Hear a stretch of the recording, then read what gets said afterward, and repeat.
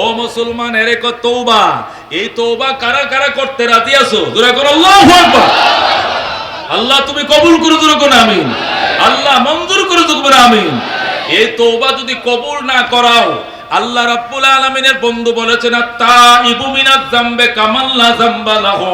যে ব্যক্তি গুনাহ থেকে খাস দিলে তওবা করে, আল্লাহ তাকে এমন নিষ্পাপ বানায় যেন সে জীবনে পাপই করে নাই। আল্লাহু আকবার। একটা মানুষ জীবনে যদি পাপ না করে, সে যেরকম নিষ্পাপ, তওবা করার পরে যদি কোনো আল্লাহর বান্দা তওবা আল্লাহ কবুল করে, তাহলে সেও হয় এমন নিষ্পাপ। আল্লাহু আকবার।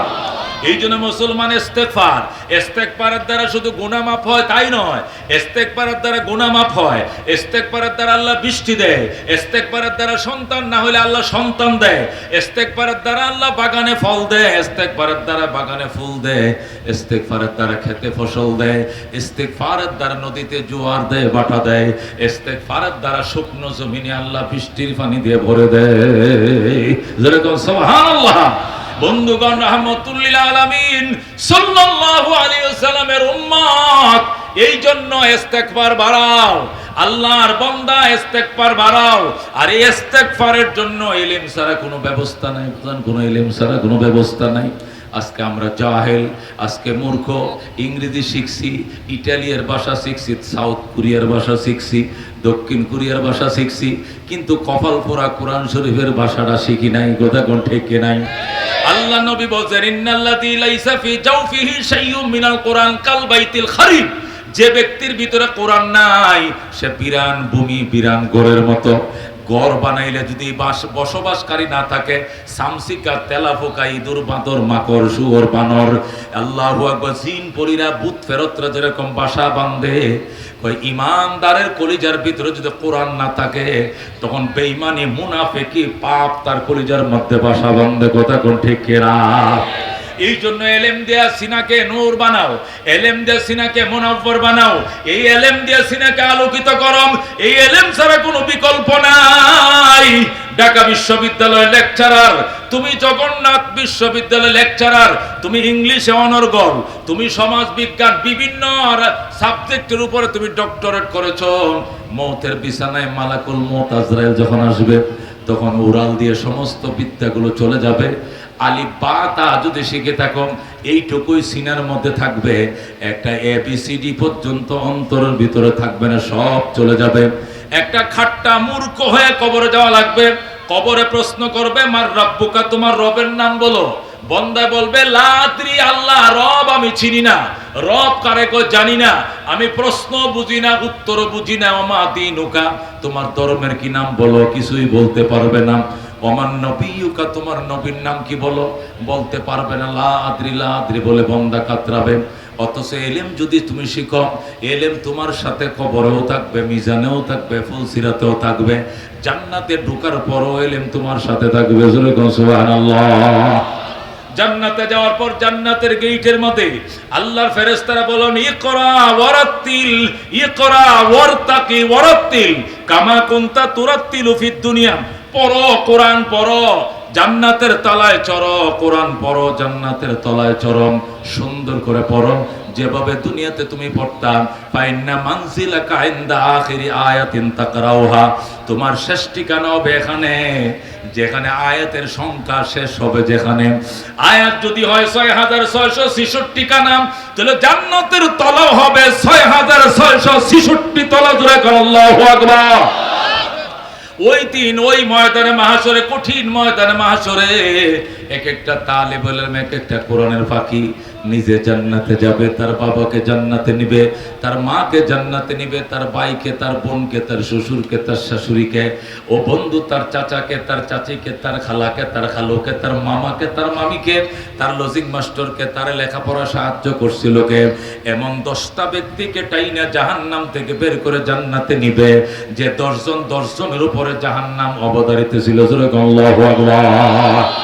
এই কোরআনের পাখিরা রাস্তা দিয়ে হেঁটে যায়, ফেরেশতারা ওয়েলকাম জানায়, আহলান সাহলান তাইয়িবান মারহাবা, আসো কোরআনের পাখিরা, সব নরম নরম পাখাগুলো তোমাদের জন্য বিছায়া দিলাম, শুভেচ্ছা, স্বাগতম, তালিবুল ইলমের আগমন। জোরে করে আল্লাহু আকবার।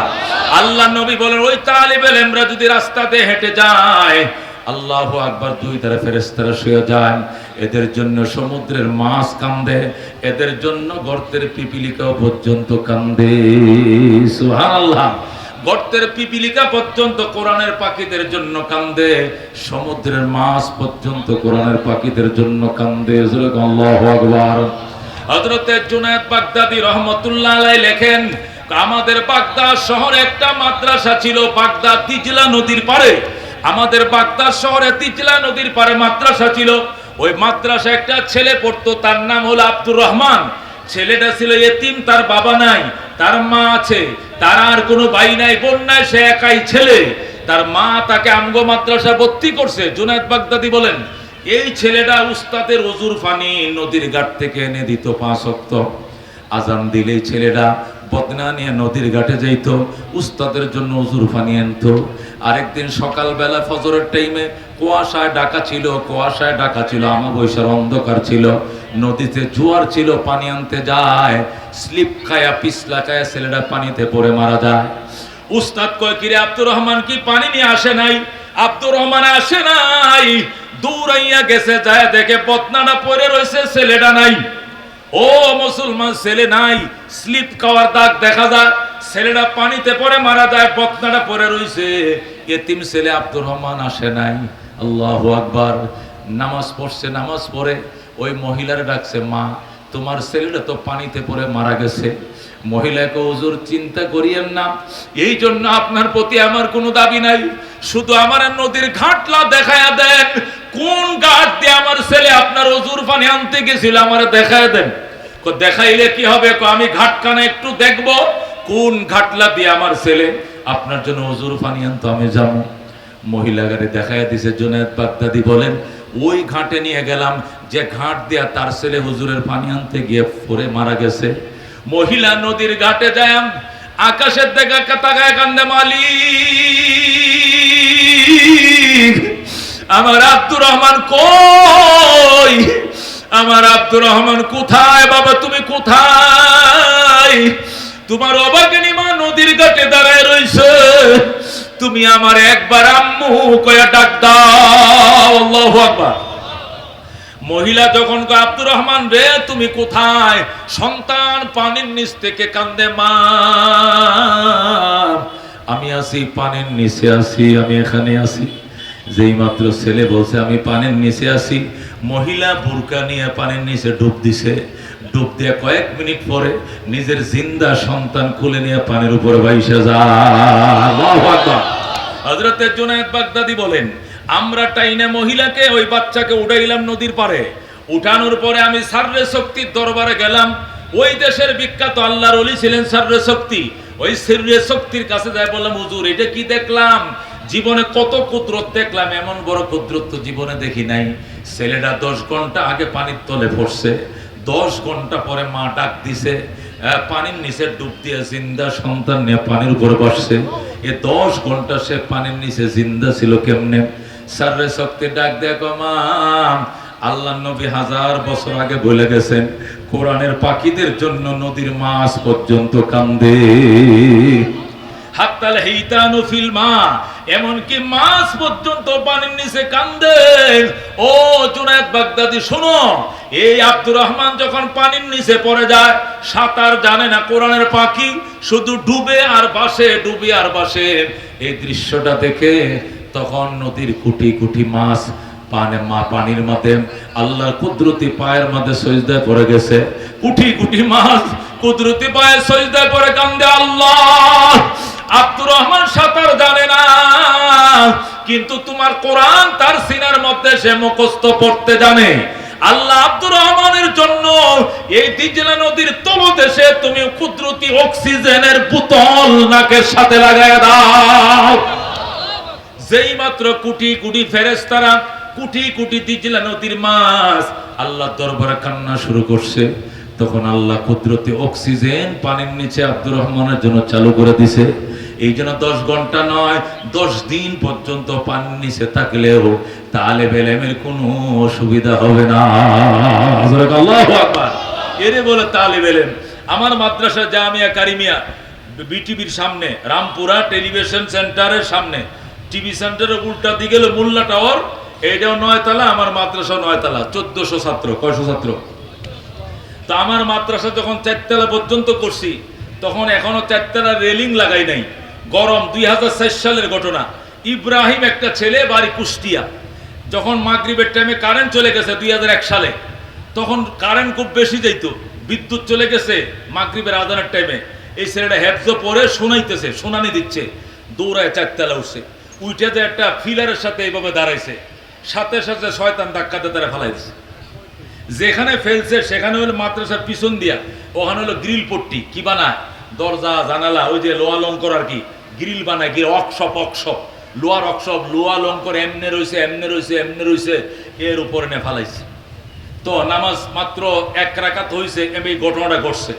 ঘটনার পরে বুঝতে পারছি এটা দুর্ঘটনা মাদ্রাসায় ঘটছে। হাজার হাজার মানুষ এদিক সেদিক আসতেছে, বিটিভির থেকে টেলিভিশন, সাংবাদিক আসছে, ক্যামেরা ধরছে, অনেক কাহিনী এখানে। আমরা কোনো মতে ফরজ নামাজটা শেষ করে দৌড়ায় গেলাম। আল্লাহু আকবার। 4 তলার উপর থেকে পড়ছে, মানে 40 ফিট উপর থেকে। কয় ফিট উপর? 40 ফিট উপর থেকে গ্রিলের উপরে পড়ছে, লোহার উপরে পড়ছে, গ্রিলের উপরে পড়ছে। আমরা তো জানি স্পট ডেট, মারা গেছে, আমার নামে মামলা হবে, মাদ্রাসা কমিটির নামে মামলা হবে, প্রিন্সিপালের সামনে মামলা হবে, এটা তো স্বাভাবিক। টেলিভিশন আছে এখানে, মানবাধিকার কর্মীরা আসবে, কত কি, হাজার হাজার মানুষ। ইব্রাহিম ছেলেটা মাত্র হেফজ শেষ করে সে শুনাইনি দিতেছে, কিতাবখানা ভর্তি হয় নাই। আমরা গেলাম, যাওয়ার পরে দিকে সে হাসতেছে, আল্লাহু আকবার। আমাদেরকে বলতেছে, হুজুর আপনারা কাইদেন না, আমার কিচ্ছু হয় নাই। আমি যখন ওখানে দাঁড়াইছিলাম, গরম সহ্য করতে না পেরে আমি উপরে গেলাম, শুধু দাঁড়াইতে দেরি, আমার ধাক্কা দিতে দেরি হয় নাই। যেই মাত্র আমাকে ধাক্কা দিল একটা শয়তান, সাথে সাথে আরেকজন বলতেছে, কি করলে রে, কি করলে, কোরআনের পাখিটারে কেন ফেললে? এই বলে আমার নিচে দেয় নরম একটা তাবলিগের বেডিং, মনে হয়েছে তাবলিগের একটা নরম বেডিং আছে না, বেডিং, এরকম একটা নরম বালিশ আমার নিচে ধরে দিছে। আমি বলতেও পারি না, আমাকে আস্তে করে আনিয়ে গ্রিলের মধ্যে শোয়া দিছে, আমি একটু ব্যথা পাই না। জোরে কোন আল্লাহু আকবার। রাজিনা কিসম মাতাল জব্বার ফিনা লানা ইলমুন।